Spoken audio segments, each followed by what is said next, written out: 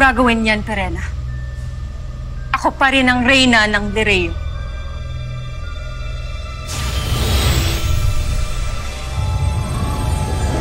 Perena, gamitin mo ang mabrilyanteng hawak mo. Sheda, hindi ko maaaring gawin yun pagkat masasaktan ang aking anak.